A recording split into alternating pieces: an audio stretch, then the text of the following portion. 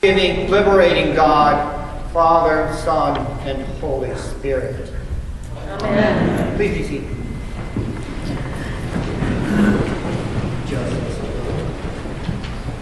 So I want to tell you just a little bit of a story from my past that fits with this morning.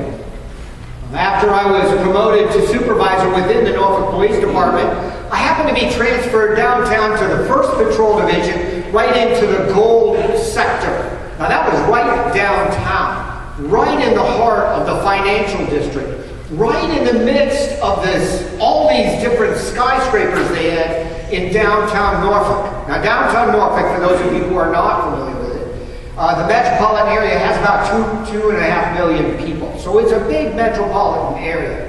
And as far as like some of the businesses that were headquartered there, you'll probably recognize some of them. Auto Trader and Norfolk Southern Railroad had their headquarters right there in downtown Norfolk. Now besides these two major corporations having their headquarters there were several large banks and accounting firms that had multiple floor suites in the different skyscrapers that were right downtown there.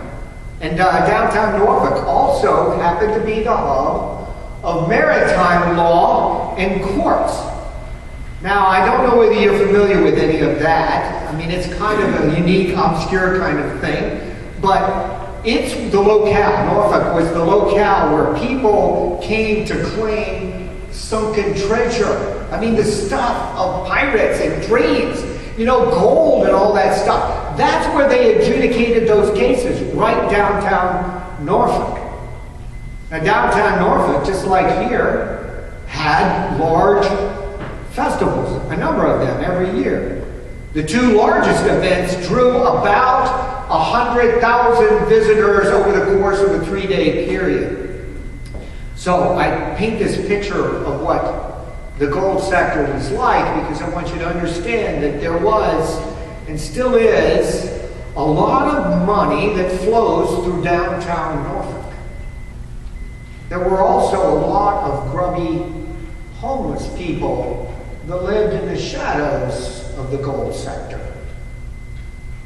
Now, most of the downtown homeless were mentally handicapped.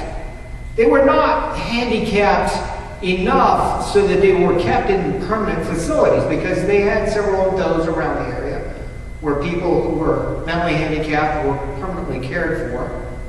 These people were considered functionally mentally handicapped, meaning that the whole thought was that they had enough cognitive skills that they could learn and that they could be employed in certain kind of low knowledge, low skill, repetitive tasks.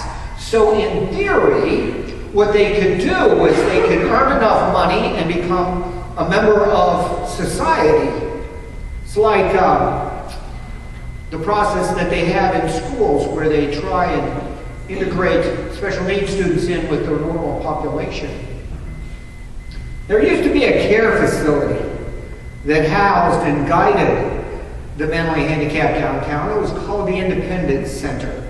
Now the staff that lived there did not actually, care for them as intensely as you would in a permanent facility, but they did guide these people with the mentally handicapped. They coordinated their jobs and their transportation. They helped them manage their finances so that they could live their lives. But budgets were cut, and the program was terminated. The residents really didn't understand all that was necessary associated with living in this community. And they couldn't make ends meet, so the functionally mentally handicapped ended up living on the street. So how does the plight of the homeless in Norfolk, Virginia, relate to our gospel reading and relate to us here this morning? Well, the Holy Spirit worked through today's gospel reading, reminding me of one of the mentally handicapped downtown homeless in particular. He was nicknamed Pops. Now, Pops happened to be about my size and about my weight, but he had this absolute snow white hair, and he had this little fuzzy white beard. To me, he kind of looked like Santa Claus on an off day kind of thing. And he always wore just about all of the clothes that he owned, he wore. And so he always wore 3 long coats and several pairs of pants. But the top layer was always exactly the same. It was an olive drab trench coat. And then underneath it, that you could see, was a white button-down shirt. And they were stone-colored pants. And he had these raggedy tennis shoes. Tennis shoes were raggedy because he walked around a lot. He walked all over downtown Norfolk just about every single day. That was his routine. You could be downtown and you could see him walk by the building fronts, walk by all of these different law offices that were down there, walk by all of the restaurants, walk around the perimeter of all these different festivals that they had. He walked during working hours. He walked in the middle of the night. He walked on work days. He walked on weekends. And he walked on just about every single holiday. Now there was this ironic, contradictory pathos that was associated with it. I mean, yes, he was destitute in the midst of the money that flowed through downtown Norfolk. Yet his face communicated that he was at peace. He never got drunk. He never fought. He never stole. He never created any problems that would bring him into contact with the police department other than us seeing him walk around downtown. And as far as I know, Pops never said an ill word about anything or anyone. He was a loner who walked and walked and walked. Now in that regard, he reminded me of the stories we hear about Jesus and all the walking that he did. But connecting it to today, Pops was an outcast just like the tax collector in the parable that Jesus told in our gospel reading. Tax collectors would have been better off financially than Pops was, but they would have been equally scorned and ignored, just like the grubby, dirty homeless are now. And we too happen to have a role in the gospel reading. Quite frankly, we cannot often be like the Pharisee that was in the reading. You see, that Pharisee, even though we focus on what he was praying, was not really a bad person. That Pharisee happened to be a very devout man. He was successful. You know, he's probably a nice guy to be around. But he had gotten caught up in the sins of pride and judgment. Now in our reading, the Pharisee wasn't so much praying as he was standing in prideful judgment when he was ticking off all of the things that he'd done right. I know that saying we are Pharisees happens to be a rather harsh comment, and it isn't our typical feel-good gospel commentary. But if we admit to what is harsh in our lives, we can move beyond it to get to what is right and compassionate. I know. My comment is steeped in sin and judgment. But I am convicted of being that Pharisee too, so I can relate to what is being said. And I know that I need to pray and seek forgiveness and seek change, just like the tax collector did. I never knew Pop's history.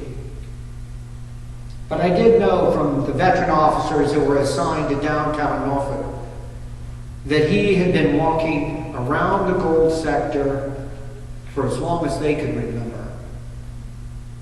When I was assigned to the gold sector, I think he was like in his mid to late 60s, maybe his early 70s. One day I was really surprised to see Pops ride by on a bicycle.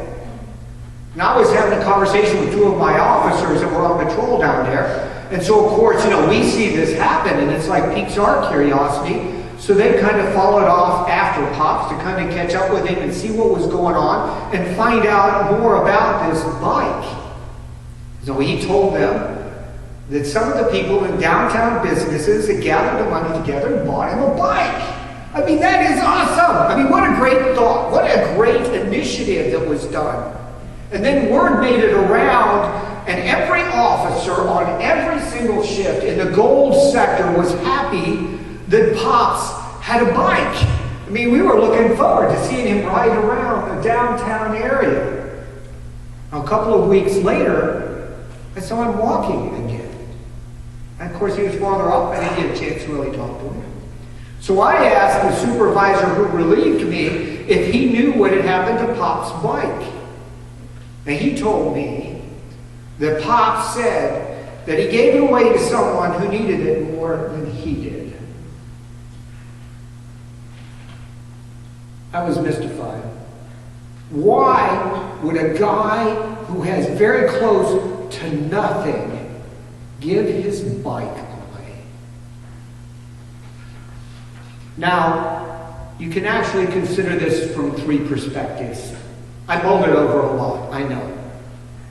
The cynical perspective is where Pops had the bike taken from him by one of the younger, stronger street people who told us, and then he told us, all of us, the police officers, that he gave it away so that he could save face. We've all done those kinds of things. Or you can consider this from a pathetic, prideful perspective, where Pops realized that he was past the age where he was capable of riding a bike, and he didn't know what else to do with it, so he gave it away. Or, like me, you can see this through a Christian lens and recognize Pops giving his bike away as a loving, generous act done by one of the least who have just about nothing. Me, I get a lot of peace and hope believing that we live in a world filled with people like Pops. That's the kind of world that Jesus is calling us to create. A world where outcast people like Pops and the tax collector are actually seen, and they teach us valuable lessons with their lives. A world where people like Pops get welcomed like family and have room to pray when they come to a place like this, where all of us can come and pound on our chest, crying out for God to be merciful to we sinners. A world where we all willingly humble ourselves and recognize that the tax collector and the Pharisee, the destitute outcast, and the well-off are all equally important in God's eyes. A world where we learn to be thankful for all of the blessings that God has poured into our lives, and where we are willing to share just like Pops. Amen. Amen.